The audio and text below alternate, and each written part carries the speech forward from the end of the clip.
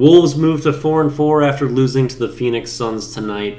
If you have watched them play, you know they are significantly worse than their record. And though they lost by 9 tonight, that's the best thing that the Wolves have done so far this year, is picking up pointless buckets at the end of the game so their losses don't look as bad. And the Suns are a great team, but we did play them without Deandre Ayton tonight, which means that our set of all-star bigs ended up playing the Hall of Fame set of bigs of Bismack Biyombo and Jacques Landale.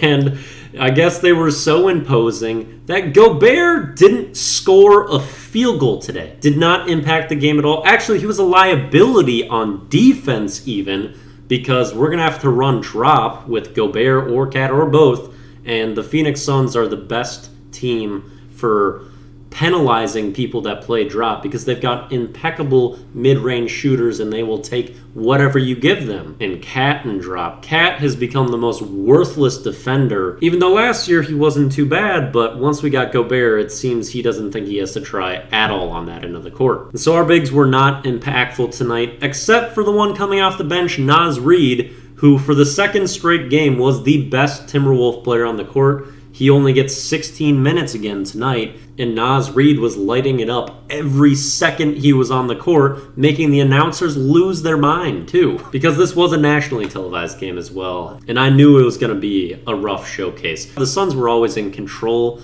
but they would be up by like 10, and then eventually the Wolves would make a run, make it like a 1 or 2 possession game, and then the Suns just go on another burst and get some wide open transition threes. That continues to be a problem. Transition's the worst aspect of our defense. The defense was actually very strong in the first half. They showed up. They were just running the worst offensive strategy that our team has, again, for back-to-back games, which is posting up Cat on the wings 20 feet away from the basket. That is not Cat's strong suit, and it hurts everyone else on our team. Doesn't let them get a flow, and you see it again. Because D'Lo does nothing. We need to find a way for D'Lo to not be the largest net negative possible, because he's never going to be a good defender, and he is doing nothing on offense right now.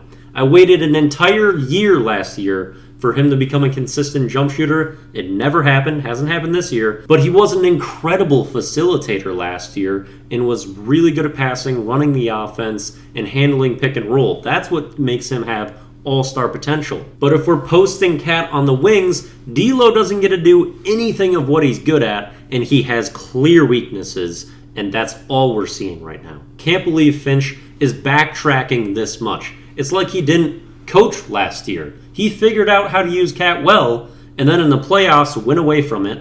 And now for this year, he's going back to what didn't work for Cat again. I don't know how he's moving this far backwards. It's so confusing to me, especially because we have more offensive threats this year. Gobert screens are just free space given to the ball handler every single time. Ant has improved on the offensive end, even though he had another bad game overall tonight. He was so careless with the ball, especially in the fourth quarter.